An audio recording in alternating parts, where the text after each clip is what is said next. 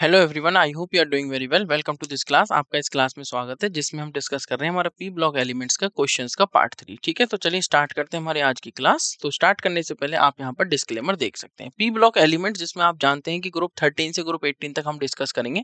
ठीक है, तो ग्रुप 13 से ग्रुप 18 तक जो होता है वो हमारा पी ब्लॉक के अंदर आते हैं सारे एलिमेंट्स। ठीक है, तो हमारा ये डिस्क्लेमर है। हम आप यहाँ पर देख सकते हैं कि हमारे स्लाइड डेक में उपयोग की गई छवियां केवल शैक्षिक उद्देश्यों के लिए हैं। हम इन छवियों के मूल रचनाकारों और मालिकों के बौद्धिक संपदा अधिकारों का सम्मान करते हैं। यदि आप इस डेक में उपयोग की गई किसी भी छवि के मालिक हैं और आपको कोई चिंता या समस्या है तो कृपया साथी @iitk.ac.in पर हमसे संपर्क करें और हम छवियों को हटा देंगे। ठीक है एवरीवन, तो आज हम क्या डिस्कस करेंगे? आज हम क्वेश्चंस डिस्कस करेंगे, प्रैक्टिस क्वेश्चन नंबर 19 से लेके क्वेश्चन नंबर 27 तक। ठीक है, तो चलिए क्वेश्चन नंबर 19 से शुरू करते हैं, क्वेश्चन नंबर 27 तक चलेंगे। ये रहा आपका क्वेश्चन नंबर 19। मैं आपको फिर से रिपीट कर देता हूँ। हम जो पी ब्लॉक है जो होता है उसमें कौन से होते हैं? आपके ग्रुप 13 से लेके ग्रुप 18, मतलब बोरोन फैमिली। ठीक है, उसके बाद कार्बन फैमिली, उसके बाद आप बोल सकते हो कौन सी family? Nitrogen family, boron, carbon, nitrogen, oxygen. ठीक है, ऑक्सीजन फैमिली, फिर हेलोजेंस और नोबल गैसेस। ठीक है, तो among the following the number of compounds that can react with PCl5 to give POCl3 is. कौन कौन इनमें से रिएक्ट करके PCl5 के साथ हमें क्या दे देगा? POCl3। बहुत सिंपल सा क्वेश्चन है। रिएक्शंस आप सभी को पता रहनी चाहिए। O2, CO2, SO2, H2O, H2SO4, P4O10। तो 1 2 3 4 तो आपको टोटल दिए हुए हैं 1 2 3 4 5 6, जिनमें से मतलब 4 ही होंगे। तो दो तो ऑलरेडी एलिमिनेट हो चुके, कौन से दो हैं वो आप समझ चुके होंगे। ठीक है, मैक्स 4 होंगे, मिनिमम 1 होगा। चलिए इस क्वेश्चन को सॉल्व करने के लिए मैं आपको 10 सेकंड का समय देता हूँ। 10 सेकंड के बाद हम देखेंगे इस क्वेश्चन का सॉल्यूशन। आपको दिए जाने वाले 10 सेकंड शुरू होते हैं अब। PCl5 जो कि यहाँ पर आप देख सकते हैं +5 ऑक्सीडेशन स्टेट में है, और यहाँ पर भी POCl3 में भी वो +5 ऑक्सीडेशन स्टेट में है। ठीक है, ऑक्सीडेशन नंबर बोल लीजिए। ठीक है, तो इस चीज की हेल्प से आप इस क्वेश्चन को सॉल्व करना है कि ऑक्सीडेशन होगा, रिडक्शन होगा, क्या हो सकता है। क्लियर? तो चलिए अब इस क्वेश्चन को सॉल्व करते हैं। सॉल्व करिए 10 सेकंड के अंदर, उसके बाद हम देखेंगे इस क्वेश्चन का सॉल्यूशन।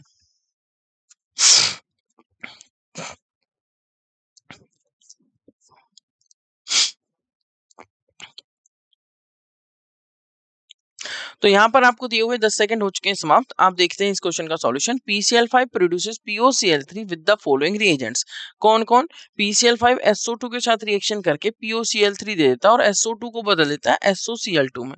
ठीक है, PCl5 H2 के साथ रिएक्शन करके POCl3 दे देता है और H2 को बदल देता है HCl में। PCl5 H2SO4 के साथ रिएक्शन करके POCl3 दे देता है और H2SO4 से बन जाते हैं आपके SO2Cl2 और साथ में आपका HCl। PCl5 P4O10 से रिएक्शन करके आपको क्या दे देता है? POCl3। क्या दे देता है? POCl3। बैलेंस केमिकल इक्वेशन देखें तो आप देख सकते हैं 2PCl5 plus SO2 gives POCl3 plus SOCl2। PCl5 plus H2O gives POCl3 plus 2HCl। 2PCl5 plus H2SO4 gives SO2Cl2 plus 2POCl3 plus 2HCl, and 6PCl5 plus P4O10 gives 10POCl3। ठीक है everyone, तो correct option is option D. मतलब ये किसके साथ reaction नहीं कर सकता? O2 के साथ नहीं कर सकता और CO2 के साथ नहीं कर सकता। किसके साथ कर सकता है? SO2 के साथ कर सकता है, H2 के साथ कर सकता है, H2SO4 के साथ कर सकता है और P4O10 के साथ कर सकता है। मतलब अमंग द फॉलोइंग 4 ऐसे कंपाउंड्स हैं जिनके साथ PCl5 रिएक्ट करके POCl3 आपको दे रहा है। ठीक है एवरीवन, आई होप ये क्वेश्चन नंबर 4 आपको क्लियर हुआ होगा। मूव करेंगे हमारे आज की क्लास के नेक्स्ट क्वेश्चन, क्वेश्चन नंबर 20 की तरफ। क्वेश्चन नंबर 19 का आंसर आपको समझ में आ गया। क्वेश्चन नंबर 20 क्या कह रहा है? When concentrated H2SO4 is heated with P2O5 the acid is converted to. जब P2O5 के साथ हीट करेंगे तो एसिड किस में कन्वर्ट हो जाएगा? तो रिएक्शंस मेन पार्ट है पी ब्लॉक एलिमेंट्स का, तो आपको इन पर विशेष रूप से ध्यान देना है। 4 ऑप्शंस दे रखे हैं। एक दे रखा है SO3 सल्फर ट्राइऑक्साइड, एक दे रखा है सल्फर डाइऑक्साइड, एक दे रखा है सल्फर, और या फिर mixture of sulphur dioxide and sulphur trioxide. तो इन 4 ऑप्शंस में से कोई एक ऑप्शन करेक्ट है। इस क्वेश्चन को सॉल्व करने के लिए मैं आपको देता हूं 10 सेकंड का समय।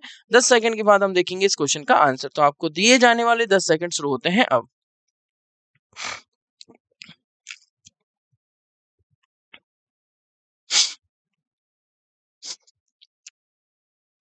तो यहाँ पर आपको दिए हुए 10 सेकंड का समय हो चुका है समाप्त। मूव करेंगे इस क्वेश्चन के सॉल्यूशन की तरफ। जैसा कि आप जानते हैं कि करेक्ट आंसर होगा option A sulphur trioxide. When concentrated H2SO4 reacts with P2O5 मतलब heated with P2O5 so 2H2SO4 plus 2P2O5 the acid is converted into sulphur trioxide. तो H2SO4 से हमें क्या मिलता है SO3 तो 2SO3 plus 4HPO3। ठीक है, तो करेक्ट आंसर इज ऑप्शन ए। बहुत सिंपल सी रिएक्शन थी। H2SO4 जब P2O5 के साथ रिएक्शन करता है तो हमें क्या देता है, हमें देता है वो sulphur try oxide. Sulphur try oxide को हम क्या बोलेंगे SO3। तो 2H2SO4 plus 2P2O5 plus 2SO3 gives plus मैं रिपीट करता हूँ 2H2SO4 plus 2P2O5 gives 2SO3 plus 4HPO3 plus 4HPO3। I hope आपको ये क्वेश्चन समझ में आ गया जिसका करेक्ट आंसर ऑप्शन ए है। मूव करते हैं आज की क्लास के नेक्स्ट क्वेश्चन, क्वेश्चन नंबर 21 की तरफ। क्वेश्चन नंबर 21 क्या कह रहा था, pair in which phosphorus atoms have a formal oxidation state of +3। जिस युग्म में फॉस्फोरस परमाणु की औपचारिक ऑक्सीकरण अवस्था +3 है वो आपको बताना है। तो ये ऑक्सो एसिड्स हो गए या ये फॉस्फोरस एसिड्स हो गए, फॉस्फोरिक एसिड्स हो गए, ठीक है, ये ऑर्थो पायरो मेटा जो भी आपको इनमें दिखते हैं उन सभी के आपको फॉर्मूले विद स्ट्रक्चर लर्न होने चाहिए। बड़े इंपॉर्टेंट होते हैं क्वेश्चंस, डायरेक्ट इनसे आते हैं, या तो वो इनसे पूछ लेता है इनका स्ट्रक्चर या पूछ लेता है इनकी ऑक्सीडेशन स्टेट एटसेट्रा एटसेट्रा। तो फॉर्मूले स्ट्रक्चर ये दोनों बातें आपको जरूर जरूर लर्न होनी चाहिए इनके सही नाम के साथ। तो उसने ऑप्शंस दिए हैं कि in which phosphorus atoms have a formal oxidation state of +3 pyrophosphorous and hypophosphorous phosphoric, ठीक है, orthophosphorous and hypophosphoric, pyrophosphorous and pyrophosphoric, orthophosphorous and pyrophosphorous acid. ठीक है, तो फॉस्फोरस कब होता है, फॉस्फोरिक कब होता है, ये चीज यहाँ पे पता है। ऑर्थो कौन सा होता है, पायरो कौन सा होता है, ये सारी चीजों को आपको ध्यान रखना है, दिमाग में फॉर्मूले को रिकॉल करना है। फॉर्मूले रिकॉल करके आप इस क्वेश्चन का आंसर कर सकते हैं। फॉर्मूले का ही मेन रोल है इस क्वेश्चन में। तो आई होप आपको फॉर्मूला पता ही होगा। तो इस क्वेश्चन को सॉल्व करने के लिए मैं आपको देता हूँ 10 सेकंड का समय। 10 सेकंड के बाद हम देखेंगे इस क्वेश्चन का सॉल्यूशन। तो आपको दिए जाने वाले 10 सेकंड शुरू होते हैं अब।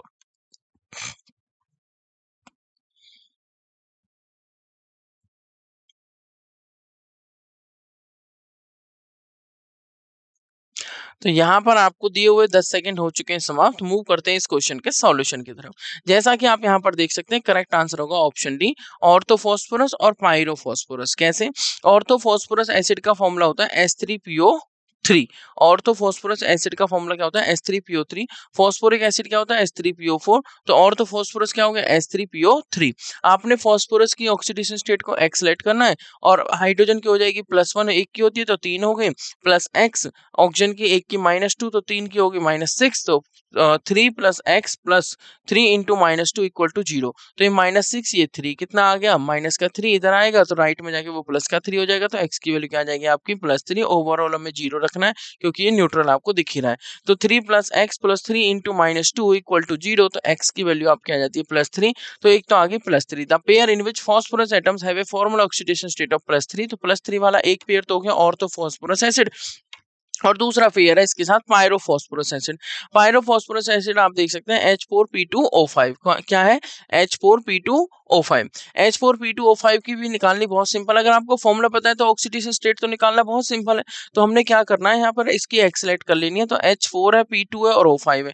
ठीक है, 4 है तो इसका हो जाएगा +4। ठीक है, एक का होता है +1 और 4 का हो गया 4 प्लस 2 × x क्योंकि 2 फॉस्फोरस है तो क्या हो गया 2 × x प्लस कितने ऑक्सीजन 5 ऑक्सीजन, कितना ऑक्सीजन है 5 ऑक्सीजन, एक का कितना हो गया -2 तो 5 का कितना हो गया -10। तो 4 + 2x + 5 × -2 = में 0। ओवरऑल ये न्यूट्रल है। H4P2O5 ओवरऑल क्या है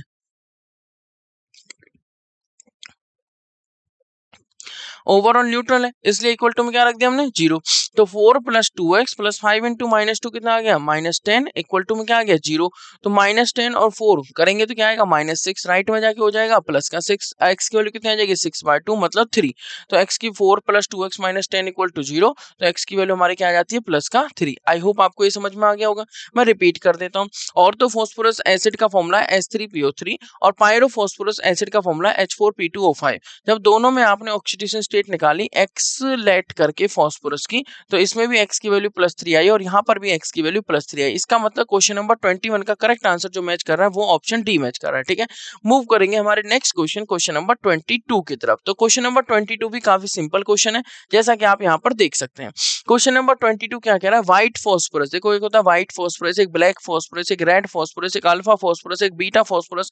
तो इन सभी को आपको याद रखना है किसका क्या फॉर्मूला है, कौन किससे बन रहा है। ठीक है, on reaction with NaOH gives PS3 as one of the product. This is a dimerization reaction, disproportionation reaction, condensation reaction या precipitation reaction। मैं कह रहा हूं अगर मुझे इस रिएक्शन के बारे में भी ना पता हो तब भी मैं इस क्वेश्चन का आंसर आराम से कर सकता हूं ऑप्शन एलिमिनेशन मेथड से। फिर भी मैं आपको 10 सेकंड का समय देता हूं इस क्वेश्चन को सॉल्व करने के लिए। आपको दिए जाने वाले 10 सेकंड शुरू होते हैं अब। 10 सेकंड के बाद हम देखेंगे इस क्वेश्चन का आंसर।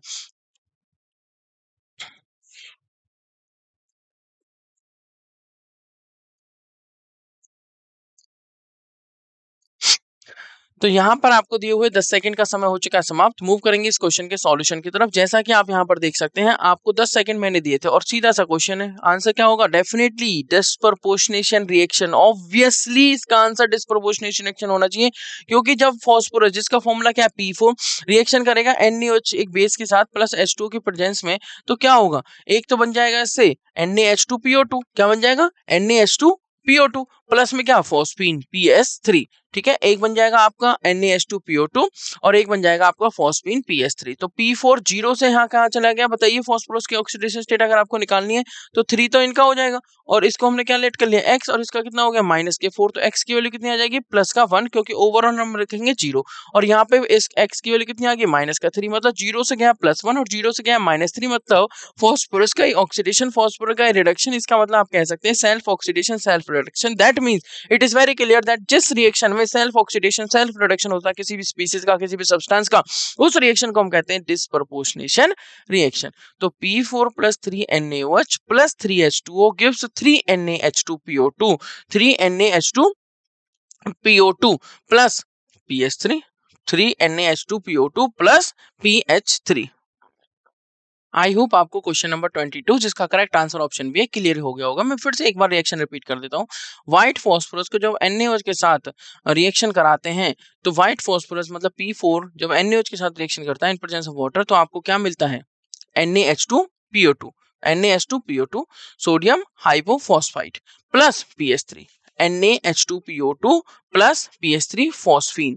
ठीक है, तो P4 + 3NaOH + 3H2O gives 3NaH2PO2 plus PS3। ठीक है, तो क्वेश्चन नंबर 22 का करेक्ट आंसर क्या हो गया, ऑप्शन बी। मूव करते हैं आज की क्लास के नेक्स्ट क्वेश्चन नंबर 23 पर। क्या कह रहा है, the molecule having smallest bond angle. बताइए इससे सिंपल कोई क्वेश्चन होगा, स्मॉलेस्ट बॉन्ड एंगल। देखो यहाँ पर lone pair repulsion, bond pair repulsion और lone pair bond pair repulsion. आपको ध्यान रखना है लॉन पेयर रिपल्शन सबसे ज्यादा होते हैं, उसके बाद bond pair repulsion, sorry lawn pair repulsion सबसे ज्यादा, उसके बाद जो कम होते हैं वो होते हैं लॉन पेयर बॉन्ड पेयर, और उससे भी कम जो होते हैं वो होते हैं बॉन्ड पेयर। तो सबसे ज्यादा लॉन पेयर रिपल्शन और सबसे कम बॉन्ड पेयर रिपल्शन। ठीक है, आप सभी को देख सकते हो NCl3, ACl3, SbCl3 and PCl3 सभी आपको एक ही ग्रुप के दिख रहे हैं, सभी आपको एक ही ग्रुप के दिख रहे हैं, ग्रुप 15 के, जिनमें अनायन भी आप देख सकते हैं। अनायन या मैं कहूं कि जो आपका दूसरा आयन है, दूसरा आयन ना कह के मैं क्या कहूंगा, जो इसमें Cl3 है, ठीक है, वो क्या है, सेम है। बाकी क्या है, NaS, Sb और P, Cl3 सभी में सेम है। तो बाकी चेंज क्या हो रहा है, ग्रुप 15 के एलिमेंट चेंज हो रहे हैं। अब आप डाउन दी ग्रुप समझिए कि बॉन्ड एंगल बढ़ना चाहिए, घटना चाहिए, क्या होना चाहिए, अकॉर्डिंग टू द शेप आप इस क्वेश्चन को इजीली सॉल्व कर सकते हैं। बहुत सिंपल सा क्वेश्चन है, बहुत इजी सा क्वेश्चन है। सो मैं रिपीट करता हूं क्वेश्चन को, the molecule having smallest bond angle is NCl3, AsCl3, SbCl3 या PCl3। चलिए इस क्वेश्चन को सॉल्व करने के लिए मैं आपको देता हूं 10 सेकंड का समय। 10 सेकंड के बाद हम देखेंगे इस क्वेश्चन का आंसर। आपको दिए जाने वाले 10 सेकंड शुरू होते हैं अब।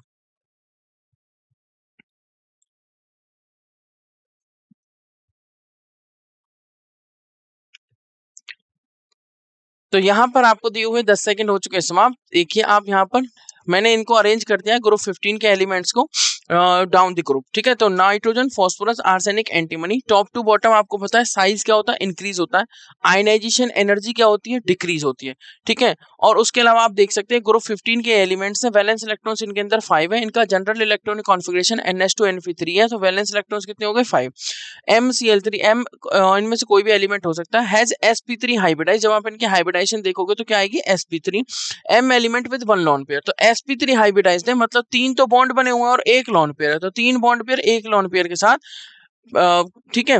तो lawn pair and bond pair repulsion यहाँ पे आएंगे। Lawn pair bond pair repulsion, आपको पता है कि सबसे ज्यादा रिपल्शन होता है लॉन पेयर, उसके बाद लॉन पेयर बॉन्ड पेयर, उसके बाद बॉन्ड पेयर सबसे कम। तो यहाँ पर कौन से रिपल्शन है, lone pair and bond pair repulsion, वो क्या करेंगे, बॉन्ड एंगल को डिक्रीज करेंगे।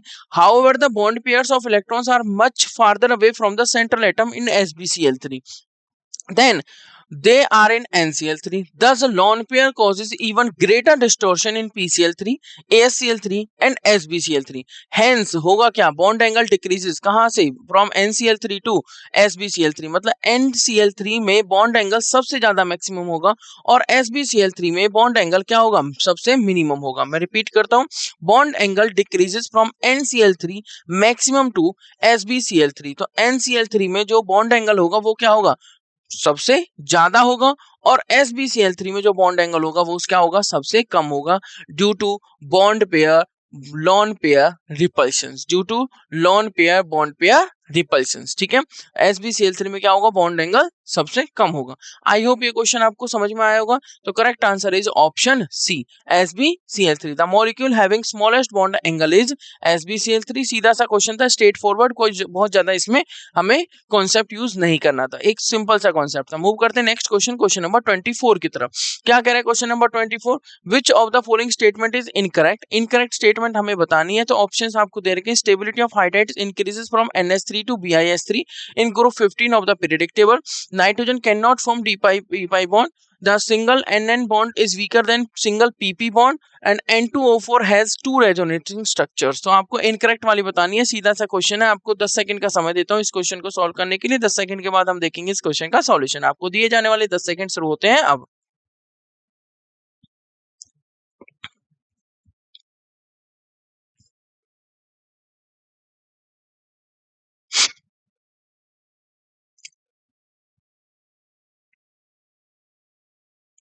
तो यहाँ पर आपको दिए हुए 10 सेकंड हो चुके हैं समाप्त। चलिए देखते हैं इसका solution. Correct answer is option A, thermal stability of the hydrides decreases as we go down the group in periodic table for group 15 elements. आप देख सकते हैं BiS3, SbS3, AsS3, PS3 and NS3, ये इंक्रीजिंग ऑर्डर है।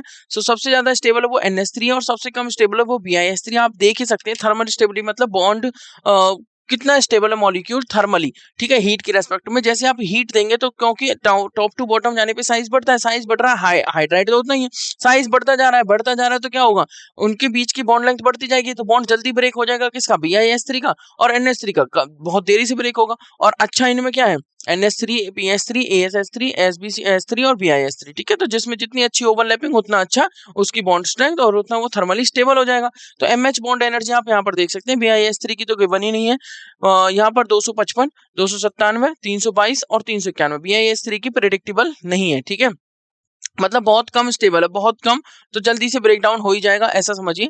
तो NH3, PS3, AsS3, SbS3 and BiS3, NH3 is the most stable, thermally more stable, and BiS3 the thermally least stable. Due to the absence of d orbital nitrogen can not form d pi p pi bond, बिल्कुल ठीक बात है, that it is also correct, thus it is correct, ठीक है। तो correct answer क्या है आपका, option A, the stability of hydrides increases from NH3 to BiS3 गलत, stability of hydride decreases from NH3 to BiS3 ये करेक्ट था। तो इनकरेक्ट हमें चूज करना था ग्रुप 15 के लिए, वो हमने देख लिया, ठीक है। तो पहला वाला ऑप्शन ए इनकरेक्ट है, बाकी बी भी करेक्ट है क्योंकि डी ऑर्बिटल नहीं है नाइट्रोजन में, सेकंड पीरियड के एलिमेंट्स में डी ऑर्बिटल एब्सेंस होता है, जिस वजह से they can not form D pi P pi bonds, okay. Third भी करेक्ट है, द एन एन बॉन्ड जिसकी बॉन्ड एनर्जी 160 किलोजूल पर मोल है, यहाँ पे लॉन पेयर्स प्रेजेंट होते हैं, आपको बताइए, वो वीकर होता है पीपी बॉन्ड से जिसकी बॉन्ड एनर्जी 209 किलोजूल पर मोल है। तो पी का थोड़ा साइज बढ़ गया है, तो लॉन पेयर रिपल्शंस उतने ज्यादा नहीं होते जितने की यहाँ पर नाइट्रोजन नाइट्रोजन के केस में जो लोन पेयर प्रेजेंट होते हैं वो करते हैं रिपल्शन, ठीक है। डी क्या है, N2O4 can form 2 resonating structure, बिल्कुल ठीक बात है, आप देख सकते हैं N2O4 का स्ट्रक्चर, एक यहाँ पे डेटिव बॉन्ड है एक नाइट्रोजन पे, और एक ऑक्सीजन के साथ डबल बॉन्ड है और एक नाइट्रोजन के साथ वो सिंगल बॉन्ड बना रहा है। उसी तरीके से नाइट्रोजन के साथ जुड़ा हुआ है डबल बॉन्ड O है और एक डेटिव बॉन्ड है। तो इस तरीके से क्या बना सकते हैं, रेजोनेटिंग स्ट्रक्चर्स। डेटिव बॉन्ड को आप पॉजिटिव और नेगेटिव इस तरीके से भी दिखा सकते हैं, Thus it is also correct। तो N2O4 के दो रेजोनेटिंग स्ट्रक्चर्स हैं। आई होप आपको क्वेश्चन नंबर 24 का करेक्ट आंसर जो ऑप्शन ए है वो समझ में आ गया होगा। मूव करेंगे नेक्स्ट क्वेश्चन नंबर 25 पर। कह रहा है which one of the following compounds has the smallest bond angle in its molecule, OH2, SH2, NH3 and SO2। सीधा सा क्वेश्चन है, ठीक है। OH2 के केस में, SH2 के केस में और NH3 और SO2 के केस में आपको इनकी शेप देखनी है वेस्पर के अकॉर्डिंग, और फिर वही रिपल्शन लगाने हैं, लॉन पे रिपल्शन, लॉन पेयर बॉन्ड पे रिपल्शन एंड बॉन्ड पे रिपल्शन। ये आपका डिक्रीजिंग ऑर्डर है रिपल्शन का। तो इस क्वेश्चन को सॉल्व करने के लिए मैं आपको देता हूं 10 सेकंड का समय।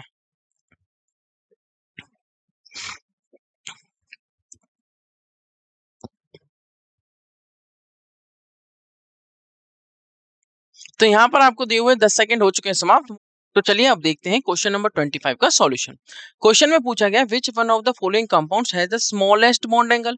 स्मॉलेस्ट बॉन्ड एंगल किस में दिख रहा है आपको, आप यहाँ पर देखो वैल्यूज देख सकते हैं 104 डिग्री, 92 डिग्री, 107 डिग्री और 119.5 डिग्री। तो डेफिनेटली हमें स्मॉलेस्ट बॉन्ड एंगल किस में दिख रहा है, ऑप्शन बी में। आप इनकी शेप और ज्योमेट्री देख सकते हैं according to VSEPR theory, valence shell electron pair repulsion theory के अकॉर्डिंग आप देखेंगे जैसे H2O में दो लॉन पेयर हैं और दो बॉन्ड पेयर हैं, ठीक है। तो यहाँ पे lawn pair bond pair repulsion की वजह से जो आप देखते हैं आइडियल टेट्राहेड्रल एंगल से थोड़ा सा एंगल क्या हो जाता है, कम हो जाता है। क्या हो जाता है, आइडियल टेट्राहेड्रल एंगल की वजह से आइडियल टेट्राहेड्रल एंगल जो है उससे थोड़ा सा कम हो जाता है। इसकी ज्योमेट्री टेट्राहेड्रल होती है और शेप बेंट शेप या वी शेप आप बोल सकते हैं। उसी तरीके से H2S तो नियर अबाउट 92 डिग्री हो जाता है, परपेंडिकुलरली आप देख सकते हैं। NH3 पिरामिडल टाइप की शेप होती है और ज्योमेट्री टेट्राहेड्रल ही रहेगी, 107 डिग्री इसका एंगल होता है। और SO2 119.5 डिग्री इसका एंगल होता है, नियर अबाउट 120 डिग्री, ठीक है, ट्राइगोनल प्लेनर। ओके तो which one of the following compounds has the smallest bond angle, आप इन सभी की ज्योमेट्री और शेप बना के देख सकते हैं, फिर इनके बॉन्ड एंगल्स देख सकते हैं, किसका आइडियल एंगल फॉलो अप कर रहा है, किसका उससे कम है, किसका उससे ज्यादा है, एंड अकॉर्डिंग टू दैट आप आंसर देख सकते हैं 92 डिग्री। तो H2S का बॉन्ड एंगल सबसे कम है इन सभी गिवन ऑप्शंस में, जो कि है 92 डिग्री। बाकी H2O का 104 डिग्री, NH3 का 107 डिग्री और SO2 का 119.5 डिग्री, ठीक है एवरीवन। तो क्वेश्चन नंबर 25 का करेक्ट आंसर क्या हो गया, ऑप्शन बी। मूव करते हैं नेक्स्ट क्वेश्चन पर, क्वेश्चन नंबर 26 पर। क्वेश्चन नंबर 26 क्या कह रहा है, the number of SS bonds, क्या पूछा उसने, नंबर ऑफ सल्फर बॉन्ड्स, ठीक है, इन सल्फर ट्राइऑक्साइड ट्राइमर। अब SO3 का एक ट्राइमर बनाया, SO3 सल्फर ट्राइऑक्साइड, जिसका एक ट्राइमर बनाया क्या, S3O9। सल्फर ट्राइऑक्साइड का एक ट्राइमर बनाया, क्या बनाया, S3O9। तो उसने पूछा इस S3O9 का जब हम ट्राइमर बनाएंगे, जब इसका स्ट्रक्चर देखेंगे तो उसमें SS bond, number of SS bond, number of sulphur bonds कितने हैं, 2, 3, 1 या 0। ऑप्शन क्या है, option A 3, option B 2, option C 1, option D 0, मतलब 0 भी पॉसिबल है। तो इस बात का आपको ध्यान देना है, सल्फर ट्राइऑक्साइड ट्राइमर में SS बंधों की संख्या है। तो चलिए क्वेश्चन नंबर 26 को सॉल्व करने के लिए मैं आपको देता हूं 10 सेकंड का समय। 10 सेकंड के बाद हम देखेंगे इस क्वेश्चन का सॉल्यूशन।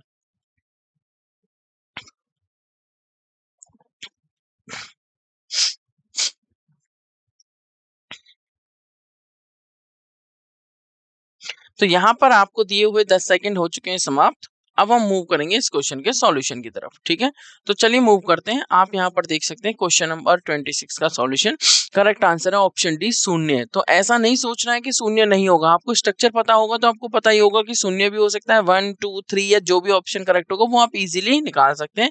तो S3O9 का स्ट्रक्चर कुछ इस तरीके से है, SO3 की उसने कही थी, तो S डबल बॉन्ड और एक ऑक्सीजन। तो आप ऐसे समझिए ये SO3 हो गया, ये दूसरा SO3 हो गया, ये तीसरा SO3 SO3 हो गया, 3 SO3 है और इस तरीके से एक हेक्सागन की फॉर्म में जुड़े हुए हैं जिनमें ऑल्टरनेट पोजीशन पर सल्फर एंड ऑक्सीजन लिंक्ड है। आप देख सकते हैं ऑल्टरनेट पोजीशन पर sulphur oxygen sulphur oxygen sulphur oxygen, और जितने भी सल्फर है उन पे डबल बॉन्ड ओ लगाना है। तो इस तरीके से आप समझ सकते हैं 6 मेंबर की रिंग होगी जिसमें 3 सल्फर है और 3 ऑक्सीजन है और एक सल्फर पर डबल बॉन्ड ओ अलग से प्रेजेंट है। ठीक है, तो यहाँ पर आपको दिख रहे हैं सल्फर ऑक्सीजन सल्फर बॉन्ड तो दिख रहे हैं, सल्फर ऑक्सीजन बॉन्ड तो दिख रहे हैं, बट क्या SS बॉन्ड दिख रहा है?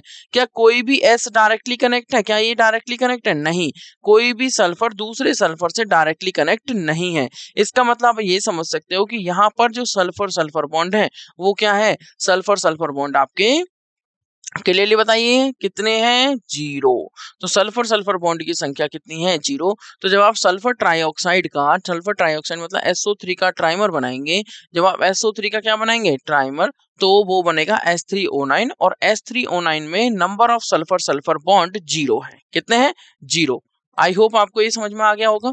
अब हम मूव करेंगे हमारे आज की क्लास के लास्ट क्वेश्चन नंबर 27 पर। अभी हमने कौन सा क्वेश्चन देखा? अभी हमने क्वेश्चन देखा था क्वेश्चन नंबर 26। तो ये रहा आपका क्वेश्चन नंबर 27। क्वेश्चन नंबर 27 क्या कह रहा है? Which of the followings are peroxo acids of sulphur.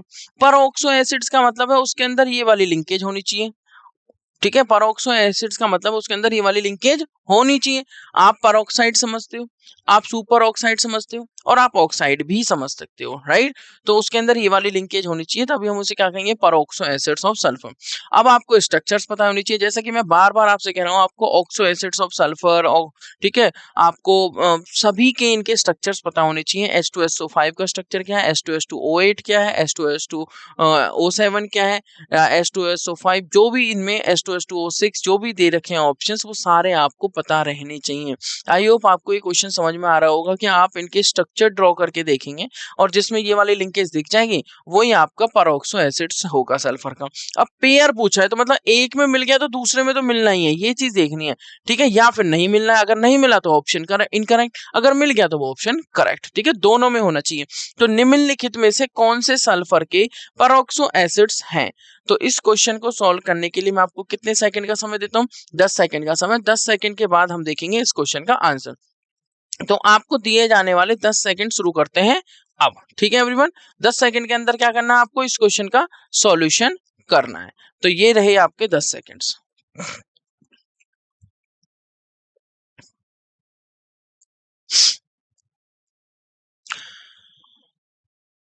तो यहाँ पर आपको दिए हुए 10 सेकंड हो चुके हैं समाप्त। मूव करते हैं इस क्वेश्चन के सॉल्यूशन की तरफ। जैसा कि आप यहाँ पर देख सकते हैं, which of the following are peroxo acids of sulphur.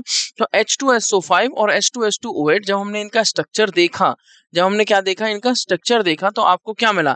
H2SO5 का स्ट्रक्चर क्या मिला? सल्फर पे डबल बॉन्ड ओ, एक तरफ OH, ठीक है, दूसरी तरफ भी OH आता, बट OOH आया। क्या आया? OH। अब आपको मिल गई परऑक्साइड लिंकेज, ये हो गया आपका परऑक्सो एसिड। ठीक है, उसके अलावा आप sulphur double bond O, sulphur double bond O, इधर भी OH इधर भी OH। तो आप देख सकते हैं ये यूनिट दिख गई आपको दोनों तरफ, ये यूनिट दिख गई। बस इस H को रिप्लेस किया गया इसी यूनिट से। आप ये देखेंगे इस H को रिप्लेस किया गया इसी यूनिट से और आपका क्या बन गया? H2S2O8। क्या बन गया? H2S2O8। आई होप आपको समझ में आया होगा नीचे वाले स्ट्रक्चर में। और क्या उसमें आपको दिख रही है ये वाली लिंकेज? बिल्कुल दिख रही है, ये रही परऑक्साइड लिंकेज और ये रही peroxide linkage. So these two structures are, these two pairs are but peroxo acids of sulfur, H2SO5 और H2S2O8। तो करेक्ट ऑप्शन ऑप्शन ए होना चाहिए। करेक्ट ऑप्शन क्या होना चाहिए? Option A. मैं फिर से रिपीट करता हूं, ये हमारा H2SO5 है, ये हमारा H2S2O8 है। स्ट्रक्चर बनाना बहुत आसान है। जब भी इस तरह का क्वेश्चन आए तो पहले आप सल्फर पे 2 ऑप्शन ड्रॉ करिए, ठीक है, फिर जो बच जाए उनको H के साथ OH की फॉर्म में लगाना स्टार्ट कर दीजिए। ठीक है, H double bond O OH, H double bond O OH। उस तरीके से जब आप देखेंगे ये परऑक्साइड लिंकेज आ गई, फिर इस परऑक्साइड लिंकेज पे यहाँ H जुड़ा हुआ है। अब इस H को रिप्लेस किया गया है इस यूनिट से, इस सेम यूनिट को इधर अटैच कर दिया गया H double bond O OH और आपका स्ट्रक्चर बन गया H2S2O8। क्या बन गया? H2S2O8। आई होप समझ में आया होगा। क्वेश्चन नंबर 27 का करेक्ट आंसर ऑप्शन ए, दोनों में परऑक्साइड लिंकेज दिख चुकी है। तो these are the peroxo acids of sulphur. ठीक है, तो चलिए ये रहा हमारे आज का सेशन जिसमें हमने डिस्कस किया क्वेश्चन नंबर 19 से लेके 27 तक, जिसमें हमने काफी सारे कॉन्सेप्ट्स को डिस्कस किया है। ठीक है, हमने ग्रुप 15 के क्वेश्चंस भी देखे और ग्रुप 16 के क्वेश्चंस भी देखे। तो मेजरली हमने आज ग्रुप 15 और 16 के क्वेश्चन देखे। हमने सारे कॉन्सेप्ट्स के क्वेश्चंस देखे हैं, structure related, reaction related, concept related, theory related, incorrect क्या है, करेक्ट क्या है। तो आपको पी ब्लॉक की एनसीईआरटी की लाइन बाय लाइन पता होनी चाहिए, स्ट्रक्चर सारे पता होनी चाहिए, तो मोस्टली क्वेश्चंस आपके अटेम्प्ट हो जाएंगे। ठीक है everyone, so this is all about this today's class. It's time to say thank you so much. So thank you so much everyone, have a nice day, take care, good bye, धन्यवाद।